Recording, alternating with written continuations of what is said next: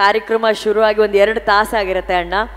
ಆಗಿಂದ ಕೂಡ ರಕ್ಷಿತಾ ಮ್ಯಾಮು ಹಾಗೂ ರಾಘವರು ಇಲ್ಲಿ ಬಂದು ಈ ತಂಡ ಈ ಸಿನಿಮಾ ನಮ್ಮದೇ, ಇವ್ರು ಕೂಡ ನಮ್ಮವರೇ ಅನ್ನೋ ಥರ ಇಲ್ಲಿ ಕೂತಿದ್ದಾರೆ ಅಂದರೆ ದಟ್ ಶೋಸ್ ಅವರು ನಿಮ್ಮನ್ನು ಎಷ್ಟು ಪ್ರೀತಿ ಮಾಡ್ತಾರೆ ಅಂತ ಹೇಳಿ. ರಾಘು ಅವರು ಆಲ್ರೆಡಿ ಮೈಕ್ ಇಟ್ಕೊಂಡು ಫಸ್ಟ್ ರ್ಯಾಂಕ್ ಸ್ಟೂಡೆಂಟ್ ಥರ ಕಾಯ್ತಾ ಇದ್ದಾರೆ ಮಾತಾಡೋದಕ್ಕೆ. ರಾಘು ಎಷ್ಟು ಎಕ್ಸೈಟೆಡ್ ಆಗಿದ್ದೀರಾ ಭೈರತಿ ರಣಗಲ್ ಬಗ್ಗೆ? ನನಗೆ ಅಷ್ಟೊತ್ತಿಂದ ಕೇಳು ಕೂತ್ಕೊಂಡು ಎಲ್ಲರ ಮಾತು ಕೇಳ್ತಾ ಇದ್ದೆ, ಎಲ್ಲರ ಸಂಭ್ರಮ ನೋಡ್ತಾ ಇದ್ದೆ.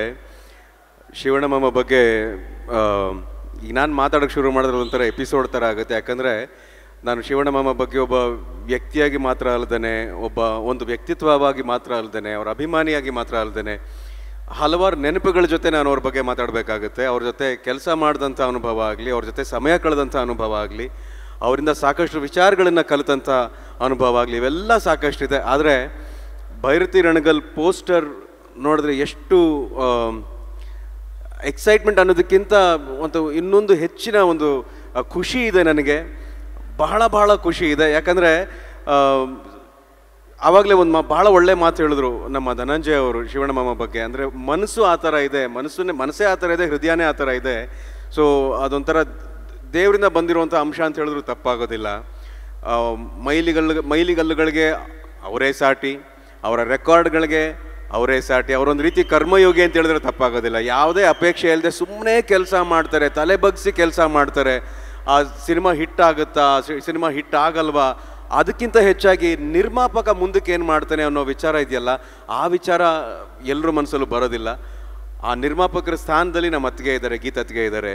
ಎಲ್ಲರೂ ಅವ್ರ ಬಗ್ಗೆ ಬಹಳ ಖುಷಿಯಾಗಿ ಅವ್ರಿಗೆ ಅಭಿನಂದನೆ ಮಾಡಿದಾಗ, ಅವ್ರ ಬಗ್ಗೆ ಒಳ್ಳೆ ಮಾತುಗಳನ್ನು ಆಡಿದಾಗ, ಅವ್ರನ್ನ ಪ್ರಶಂಸೆ ಮಾಡಿದಾಗ ನಮಗೆ ಬಹಳ ಖುಷಿಯಾಗುತ್ತೆ. ಆ್ಯಂಡ್ ನಿಜ ನಮ್ಮ ನಿರ್ದೇಶಕರು ಹೇಳಿದ್ರು, ಶಿವಣ್ಣ ಮಾಮ ಒಂದೊಂದು ಕಾಸ್ಟ್ಯೂಮಲ್ಲಿ ಒಂದೊಂದು ಥರ ಕಾಣ್ತಾ ಇದ್ದಾರೆ. ಅಂದರೆ ಒಂದಕ್ಕಿಂತ ಇನ್ನೊಂದು ಫೋಟೋಲ್ಲಿ ಚೆನ್ನಾಗಿ ಕಾಣ್ತಾರೆ. ಅವ್ರಿಗೇನು ಒಂದು ಫೋಟೋಲ್ಲಿ ಲಾಂಗ್ ಇಟ್ಕೊಂಡಿರ್ತಾರೆ, ಇನ್ನೊಂದು ಕೈಯಲ್ಲಿ ಬುಕ್ ಇಟ್ಕೊಂಡಿದ್ದಾರೆ. ಆ ಬುಕ್ಕು ಅಷ್ಟೇ ಫೋರ್ಸ್ಫುಲ್ಲಾಗಿ ಕಾಣುತ್ತೆ ಲಾಂಗ್ ಇಟ್ಕೊಂಡಿರೋ ಥರ. ಯಾಕಂದರೆ ಕಣ್ಣಲ್ಲಿ ಭಾಳ ದೊಡ್ಡ ಒಂದು ಫೈರ್ ಇದೆ. ಎಲ್ಲದಕ್ಕಿಂತ ಹೆಚ್ಚಾಗಿ ಕಣ್ಣಲ್ಲಿ ಬಹಳ ದೊಡ್ಡ ಪ್ರಾಮಾಣಿಕತೆ ಇದೆ. ಆ ಪ್ರಾಮಾಣಿಕತೆ ಇರೋದ್ರಿಂದನೇ ಇವತ್ತು ಶಿವಣ್ಣ ಮಾಮನ ನಾವೆಲ್ಲರೂ ಇಷ್ಟು ಪ್ರಾಮಾಣಿಕವಾಗಿ ಇಷ್ಟಪಡ್ತೀವಿ, ಪ್ರೀತಿ ಮಾಡ್ತೀವಿ, ಅವ್ರ ಜೊತೆ ಇದ್ದೀವಿ. ಅವರ ಆಶ್ರಯದಲ್ಲಿ ಹಲವಾರು ಜನ ಇದ್ದಾರೆ, ಅವರ ಆಶ್ರಯದಲ್ಲಿ ಹಲವಾರು ಬದುಕುಗಳನ್ನು ಕಟ್ಕೊಂಡಿದ್ದಾರೆ. ಸೊ ಭೈರತಿ ರಣಗಲ್ ಮುಖಾಂತರ ನಮ್ಮ ಇಡೀ ಭೈರತಿ ರಣಗಲ್ ಚಿತ್ರ ತಂಡ ಇಲ್ಲಿದೆ. ನರ್ತನ್ ಸರ್, ನಿಮಗೆ ಅತಿ ದೊಡ್ಡ ಗೆಲುವು ಸಿಕ್ಕಿದೆ.